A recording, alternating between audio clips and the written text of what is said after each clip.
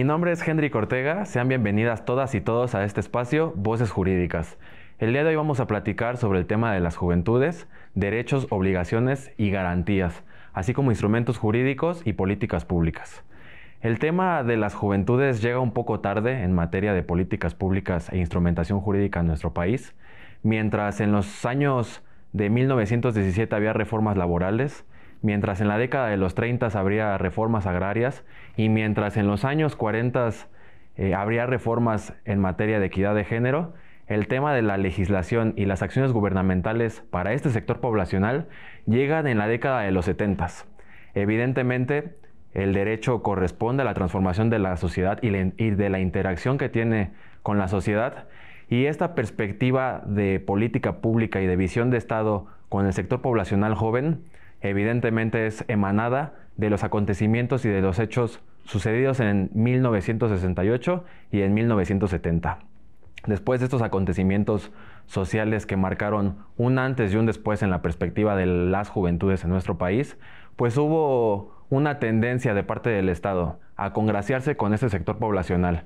Empezaron a legislar en materia de juventudes, se creó el Instituto Mexicano de la Juventud, se crearon nuevas instituciones académicas como de parte de la UNAM, el Colegio de Ciencias y Humanidades, y de parte de la Secretaría de Educación Pública, los CONALEPs, los bachilleres, y además modificaron la ley electoral para que cumplieras mayoría de edad de los 21 a los 18 años de edad. Actualmente este sector poblacional representa al 20% de la población. Nosotros las personas jóvenes somos más o menos 30 millones de mexicanas y de mexicanos. Y actualmente, ¿cómo estamos? A ver, las personas jóvenes tenemos diversas problemáticas que son atendidas por el gobierno que hoy encabeza la doctora Claudia Sheinbaum desde perspectiva transversal, y este sector poblacional enfrenta diversas problemáticas. En primera, la educación. México tiene o tenía un rezago educativo histórico. La mayoría de los jóvenes desertan la media en segundo de secundaria, y de las personas jóvenes que logran brincar este umbral, solamente el 20% llega a estudios de media superior y superior, es decir, 20% solamente tiene una carrera universitaria, lo cual eso les va a dificultar posteriormente conseguir un buen empleo. Actualmente las personas jóvenes se manejan en el umbral de salario mínimo de 8,000 a 10,000 pesos mensuales, lo cual, fíjense, evidentemente está interconectado. Al no tener una garantía educativa y una garantía laboral, por supuesto no vas a adquirir una casa, un automóvil, servicios personales. Entonces ahí vamos al tercer problema de nuestra generación, en la materia de vivienda. Actualmente, pues la sociedad nos lo ha dicho ya, tenemos un problema de encarecimiento de vivienda. Las personas en general y sobre todo los jóvenes son las más afectadas, porque del 100% de la población juvenil, la gráfica del Coneval establece solamente el 20% de las personas van a tener un departamento o una casa propia, y después de los 40 años de edad. Entonces, se empiezan a originar problemas sociales desde la casa, que como somos las personas en la Ciudad de México, muchas viven con sus papás, con sus familiares, primas y primos, lo cual está originando un problema social en la vivienda. Otro problema que también vale la pena y comentarlo, y lo comento con mucha tristeza, es en materia de la inseguridad. Lamentablemente las personas jóvenes son las más afectadas por la inseguridad que ha vivido este país, no desde ahorita, sino de décadas atrás, de gobiernos con estrategias fallidas, guerras contra el narcotráfico fallidas, y lamentablemente las personas jóvenes regularmente son las más afectadas porque son las que reclutan para incorporarse a las filas del crimen organizado. Y yo quiero comentar actualmente cómo se encuentra nuestro país en materia de instrumentos jurídicos. ¿Con qué leyes cuenta este sector poblacional para que de estas leyes emanen acciones de gobierno y políticas públicas? Actualmente en nuestro país no existe una ley general de las juventudes. Esta ley pues se ha venido cabildeando, se ha venido preparando, pero nunca es promulgada. No en esta legislatura, sino lleva décadas que no se promulga una ley general de las juventudes. Y es muy importante, porque lo que no está en la ley evidentemente no existe. Entonces, si no tenemos una ley general que dote de garantías, derechos y obligaciones hasta ese sector poblacional, pues el gobierno, ¿qué herramientas va a tener para acciones de gobierno y políticas públicas? Además de que hay una disyuntiva, no está homologada aún en México la edad en la que las personas son jóvenes. Algunas entidades federativas sí tienen ley de las personas jóvenes, pero no todas. Solamente de 32 entidades federativas, 15 cuentan con esta ley y algunos instrumentos jurídicos establecen que se es joven desde los 15 hasta los 30 años de edad. En el caso de la Ciudad de México se es joven desde los 15 hasta los 35 años de edad. E igual en Guadalajara se establece esta edad 15 a 35, Monterrey, pero debe haber una homologación nacional para que las personas de este sector poblacional tengan derechos, libertades y garantías y sobre todo las políticas públicas vayan encaminadas hasta este sector. En materia de vivienda, actualmente el gobierno de la Ciudad de México me parece que ha echado a andar una acción gubernamental que me parece muy relevante que repliquen en todo el país, que es la vivienda a bajo costo. Las rentas en la Ciudad de México oscilan entre los 15,000 y los 30,000 pesos mensuales. Con el salario mínimo para este sector poblacional, evidentemente es imposible que una persona aspire a tener su propio departamento y este programa va enfocado para que personas de este sector poblacional de 18 a 30 años de edad puedan puedan alquilar un departamento en alcaldías como la Cuauhtémoc, la Benito Juárez, Coyoacán, en un precio entre los 2,500 y los 5,000 pesos mensuales.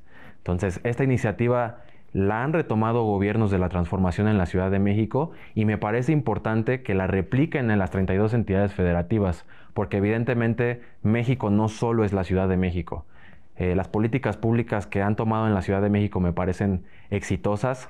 En materia de educación, para acabar con este rezago, me parece relevante las becas, los apoyos que ha otorgado este gobierno, no con un tema asistencialista, no con un tema de que te vamos a entregar la beca y tienes que asistir al meeting el día domingo, porque esta legislatura, este tipo de programas y apoyos sociales los elevaron a rango constitucional. Entonces, llegue el gobierno del color que llegue, estos programas y estas ayudas para este sector poblacional van a permanecer. Me parece muy importante el programa de Jóvenes Construyendo el Futuro, que otorga una oportunidad para que jóvenes que no estudian ni trabajan, pues como le decían lamentablemente en los sexenios anteriores los famosos ninis, hoy este gobierno no los insulta, sino que retoma esa necesidad, esa carencia de empleo y los encausa.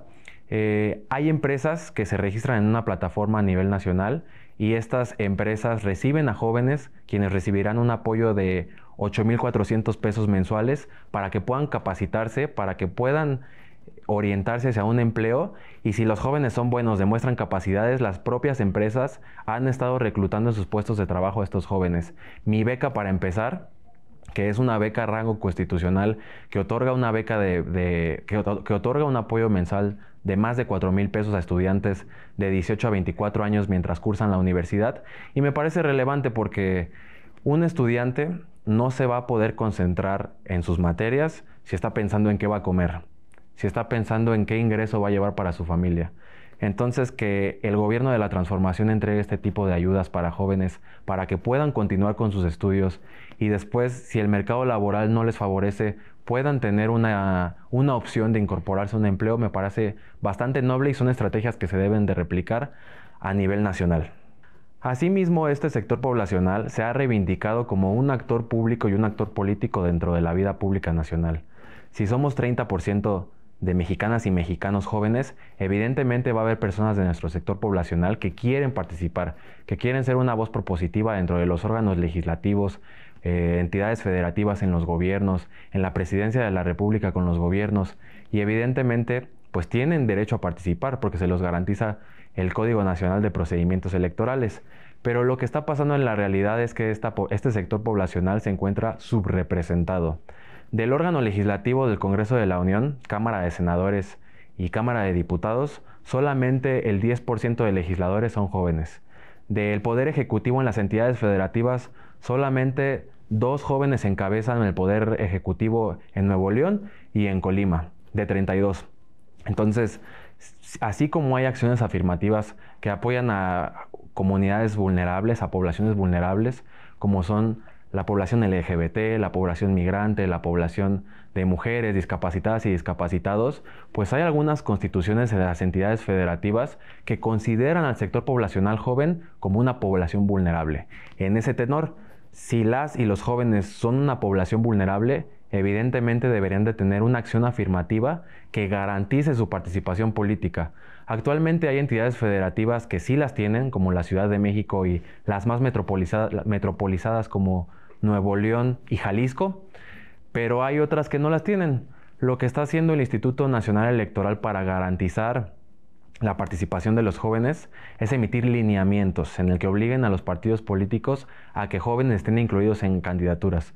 No es suficiente. Lo que no está en la ley no existe. Por lo tanto, legisladoras y legisladores deberán impulsar a que haya este relevo generacional en entidades federativas, órganos legislativos y en los gobiernos, para que ellos a su vez puedan resolver estas problemáticas hoy planteadas en este programa. Ser joven es un proceso natural que pasamos todas y todos los mexicanos. Este gobierno ha entendido bien, y ese es un acierto que tiene la transformación, de impulsar y de apoyar y de dotar de herramientas para su vida personal a este sector poblacional. Porque al apostar por este sector poblacional tendrás en un futuro un país de adultos que tuvieron acceso a vivienda, que tuvieron empleos bien remunerados, que tuvieron una calidad de vida que las antiguas generaciones no la tuvieron. Y como dice Aristóteles en su libro La Política, pues al final el objetivo de cada gobierno es que su población sea feliz. Entonces, para que en un futuro tengamos ciudadanas y ciudadanos felices, es importante que en este presente se les dote de estas herramientas, programas, apoyos sociales, así como políticas públicas que garanticen su libre desarrollo. De mi parte es todo y muchas gracias.